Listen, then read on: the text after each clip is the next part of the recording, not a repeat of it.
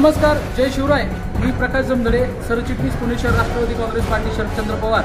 आज आम्ही आहोत काळूबाई नगर भागात वाघोली येथील बस स्टँडच्या पाठीमागे लेन नंबर 4 मध्ये।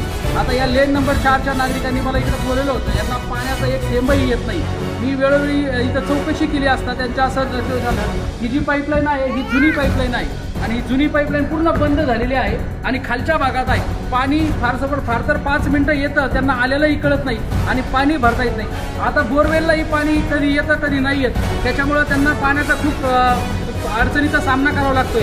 तर या भागातील नागरिक हे यांनी पाणी सोडणाऱ्या कर्मचाऱ्याला विचारलं असता त्यांचं म्हणणं आहे की तिथं पाण्याची लाईन जी आहे ही जुनी खूप खाली आहे आणि त्याच्यामुळे त्याच्यातून पाणी तुम्हाला येत नाही, तर तुम्हाला नवीन लाईन टाकावं लागेल, त्याच्यासाठी तुम्ही अर्ज करा अशी मागणी कर्मचाऱ्यांनी केली।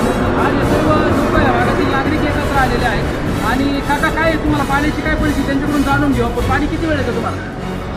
5 ते 10 मिनिटं पाणी येतं आणि ते बी खूप कमी दाबाने येतं। अच्छा, तर पाण्याची खूप मोठी अडचण आहे। ताई, पाणी किती वेळ येतच नाही का तुम्हाला? येतं किती वेळ? येतं 5 ते 10 मिनिटं, कळून पण येत नाही। पाणी आलं कधी गेलं कधी पाणी आलेलं सुद्धा कळत नाही आणि 5 ते 10 मिनिटं पण चालू नसतं पाणी। 5 मिनिटं पण तुम्ही कर भरता, टॅक्स भरता आणि पाणी कधी येत मिळत नाही का? पूर्वी ग्रामपंचायत असेल थोडं येत होतं का अगोदर? ते पण थोडंफार यायचं, ते पण थोडंफार यायचं। म्हणजे या लाईन नंबर 4 वरील नागरिकांना पाण्याचा खूप मोठ्या प्रमाणात सामना करावा लागत आहे।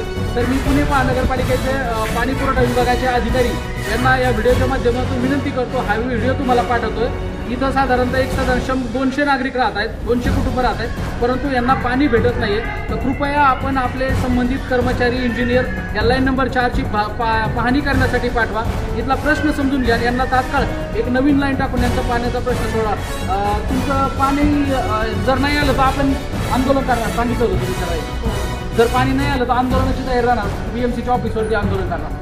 जर आमच्या पाण्याचा प्रश्न या भागातील लोकांचा आमचा सुटला नाही तर आम्ही पुणे महानगरपालिका ऑफिस कार्यालयासमोर आंदोलन करू असं जाहीर करतो। तरी याची दखल घ्यावी ही विनंती।